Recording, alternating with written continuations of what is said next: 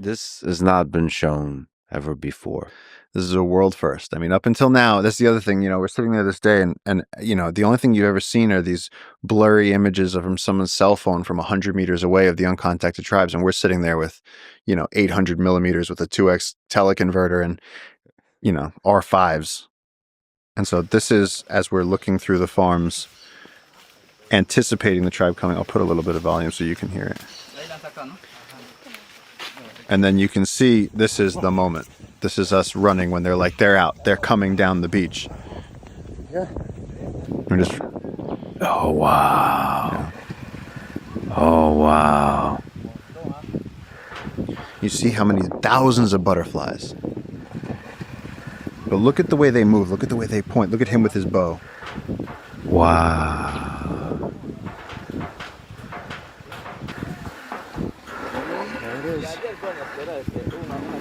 They're trying to figure out what they're looking at.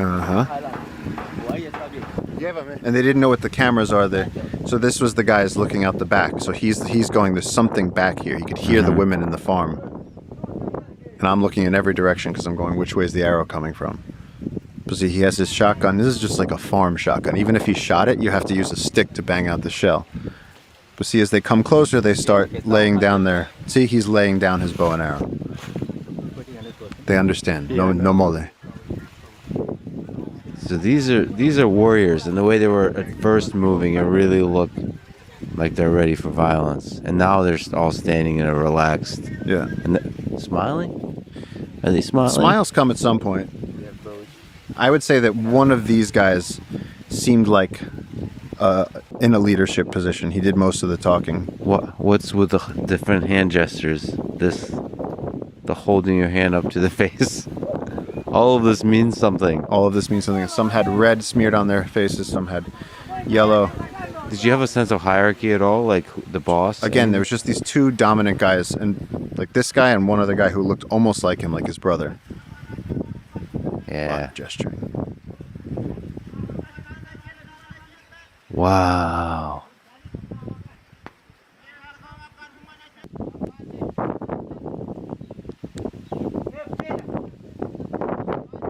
This is incredible, Paul. Yeah. You see the rope. Yeah. Some of that rope is... Yeah, I can kind of tell who the bosses are. Right? All right, so a few of the...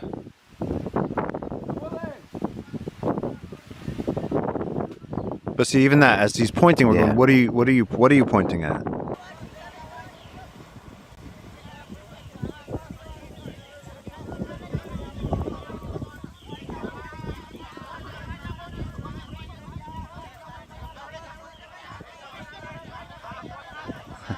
You guys are nuts. You guys are nuts. Oh. You see as though they're rushing in, there's this desperation. They're hungry. Is that in the water? Is that Rommel in the water? In this particular video, it's a guy named Liner. But like, see these guys, they're fighting over it. It's not that we're all going to share it later. It's, I get mine, you get yours. And so what does that mean? Yeah. But here they're in peaceful mode. For sure. Now, after we'd given them several boatloads of bananas, things did calm down. Rommel said to them, you know, look, we've given you what we can give you. We gave you sugarcane. We gave you boatloads of plantains. And so then there came a time where things were a little more relaxed. They were walking around. We were, at one point we had a great moment where we'd given them the plantains, we'd given them the bananas, and he'd said, look, that's it. He said, we've given you what you asked for. You asked for bananas. We don't cut the trees here. All of us here are not tree cutters. We're indigenous people, and he couldn't explain who the hell we were, but they were like, we don't cut the trees. We're not the loggers.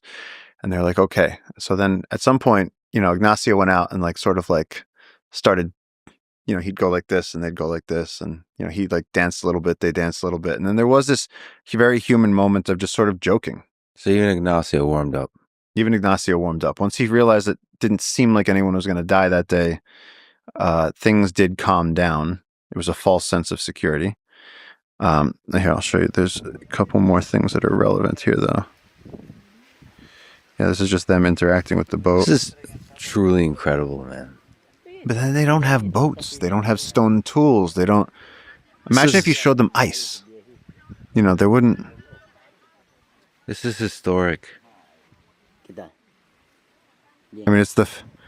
I mean, you hear Percy Fawcett encountering the tribes. We've heard of anecdotal accounts of the tribes. This is the first time that the tribes have been filmed, that we can hear their voices, that there's a documented interaction happening. I mean, this now, look how comfortable he's getting. He's so close. They asked him for his shirt. He gave his shirt. Incredible. They asked him for his pants. He gave his pants. He was in his underwear. Yep. You see the shirt that's over his shoulder. Ignacio took off his Jungle Keeper shirt and threw it to the anthropologist, and then the anthropologist walked it off and threw it to them. So over the shoulder of that uncontacted naked warrior is a Jungle Keeper shirt with the logo showing. So they're like their great. second shirt. You just upgraded that guy's status in the tribe. He's gonna be the new boss with that shirt. He's got a dope ass polo. Yeah. You know? He didn't even have to order it. But yeah, this is in like the aftermath when things were calm. And then my sort of moment with this that really stuck with me was when Rommel said to me, he said, you know, they're asking about you. And I said, what are they asking? I said, you know, me? And he goes, yeah, they're asking about you. And, you know, again, I'm not tall, but I compared to the people in the village, I was a little bit taller and big shoulders. And he said, they said, you look like a warrior. He said, could you come forward? He said, show them that you don't mean any harm. He said, show them your palms. And so he pulled me up onto the beach. And this was right before they left. But see, I hold up my hands, listen. And they sang back.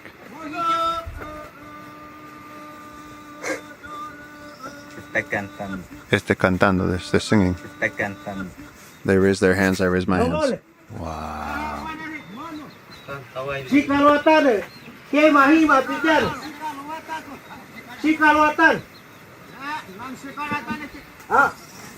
a cantar.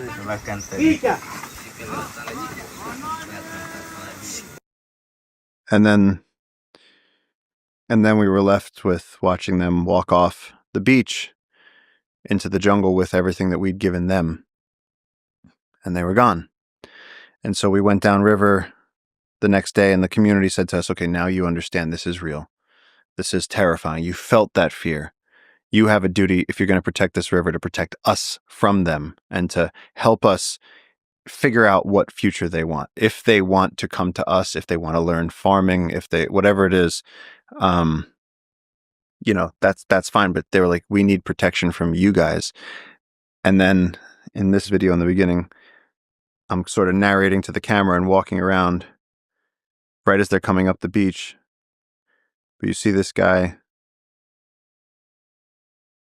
right there in the blue shirt. Mm-hmm. That's George.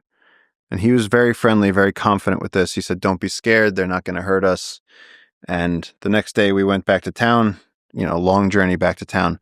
And go to sleep. We wake up in the morning and we find out that the following early morning, our friends in the community had said, okay, the tribe is gone. We gave them all the things they wanted. We gave them sugarcane, bananas. We said, please come back. You're welcome here anytime. And George was driving a boat and there was people on the boat. And as they were going upriver, the tribe, 200 of the tribe ran out, surrounded the boat, and they started firing arrows, and everybody else could hit the deck and get under the benches and hide behind bags of rice. George was driving and he was leaning back as he's driving. He's driving as fast as he can, and one arrow came in just above his scapula and came out by his belly button. And so he had that 7-foot arrow tip through him. And so they pulled him out. And I saw the boat afterward, and there was just, you know, horrific amounts of blood all over the boat. And he had to be medevaced out, and somehow he lived. And we were able to help getting him a helicopter, getting him evac'd, all this. But again, you just go, you know, these people came out of the jungle and they asked for bananas. We gave them bananas, and we, in every way possible, said we mean peace. We want friendship with you. And then the next day, they attacked. What do you think happened? Why do you think their mind turned? Or maybe this has to do with the role of violence in their society. Maybe it's so integrated into how they interact with the world that they don't even see that as a fundamental shift in the interaction. I don't know. I don't know what to make of it. And the only thing I can think is that the way they hid the women from us, you don't know, for them, maybe we're not allowed to see their women, or because the one thing that we got was that as George's boat and this other boat were going upriver, which is how they live. It's not like they were doing anything wrong. These people live in a community days into the Amazon. They were going fishing. And so they came around a bend, and I think they spooked the tribe. The tribe might have just acted defensively and said, we don't know who this is. The motors could have set them off. We don't know. They shot him. And then the other thing is the thing with the necklace. I've asked anthropologists about this, and their answer was that at this point, they said, you know more than we do. But that. Yeah. Because 2 of them had the exact same item around their necks. And it seems to be a Brazil nut and then some sort of casing around the side. And it looked like animal teeth positioned in there. And it's like, what are you carrying? Are you carrying medicine? Are you carrying some sort of a totem? But both of them, and it's not a comfortable thing to wear around your neck, a grapefruit sized bigger. Do you have a sense that that's a container, or is it just like a totem? It seems like a container. They didn't let it get wet. They cared for it. The guy in this picture, so he's got this is a piece of tree fiber that he has it on, and then he's gotten his hands on Brazil nut sacks, plastic sacks from one of the farms across the river. And so they take, and one of them got a machete, and he was walking as they were leaving. Again, during that period where it got friendly, he was leaving and he had the machete and he was playing with the machete and like swinging it at butterflies. And one of my friends, this guy Bacho, he goes, deja mi machete. He's like, drop the machete. And the guy just looked at him and was like, yeah, come and get it. I was like, yeah, you cross the river and see what happens. Do you think he figured out, or they later figured out how to use a machete? Oh, they know machete. They understand machete. Yeah. They do raids for machetes. Okay. Yeah. They understand the power of a sharpened metal. It's a Excalibur sword to them, Yeah. But yeah, that one has stuck with me because I go, what were they carrying in there? So what are some of the questions? Like, if you can know everything you'd want to know about them. So maybe in the space of communication and language, that's really interesting. You mentioned that there's all kinds of calls, animal calls. So they obviously know how to fake animal calls. Yeah, they can use animal calls with enough complexity that they can do basic commands. So they can speak in Capuchin. They use Tinamu calls. Some of our rangers were upriver a few months ago. This is long after this. This is recently. Just recently, they were upriver and they found a trail, let's say Nomole Trail, a Mashkopiro Trail, and it was Ignacio, of course. And he made there's like a secret whistle they do, this mouth, and he whistled out into the jungle, and he was listening, and they whistled back. And so him and everybody on the team just ran back to the boat and got out of there. But it was like, at least they answered. They didn't just shoot. He whistled, they whistled, and they said, out. And he got out. This has not been shown ever before. This is a world first.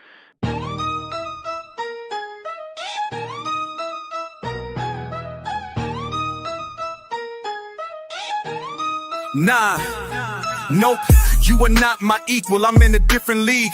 All these foreigns on the block move at a different speed. We the people, you just a sheeple and you're not too sharp. You don't get the point like Steeple. Led astray baptisms by the water while I'm stacking my truths. You just got fed to the border. This is diabolical.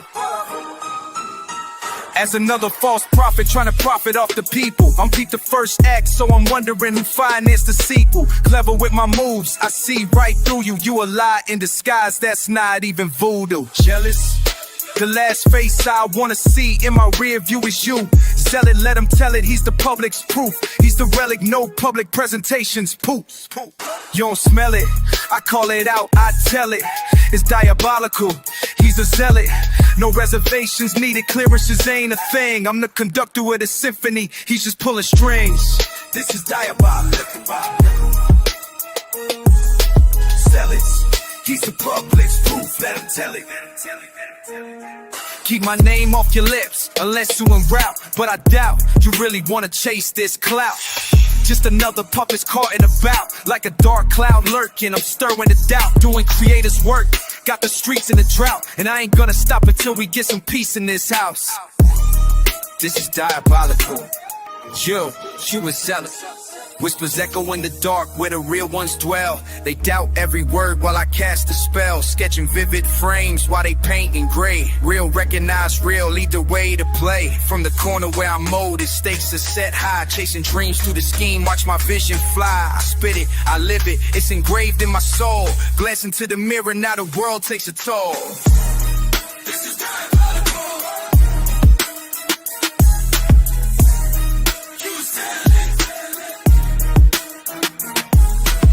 pulse of these streets where the real resides. Stories etched in struggle. I'm the voice of the pride. Trust is currency seized. I'm cashing in wise while they dance with the flames. I'm the spark in the skies. Pay me the feeling, now I rise from the ashes. Every ball that I drop, watch the falsehoods crash. Illuminate the lies like the dawn on the coast. I'm the voice of the lost, I don't fear to boast. Came from the gutter, now my vision's so clear. Climb the ladder of doubt, shedding countless fears. They could throw all the shade, but I weather the storms in this jungle of concrete where the spirit transforms. Truth's a weapon I wield, cutting deep through the lies while they lost in the glamour. I aim for the prize, I send your doubts my way. They just fuel my fire. I'm a phoenix in this booth, and the truth one side light.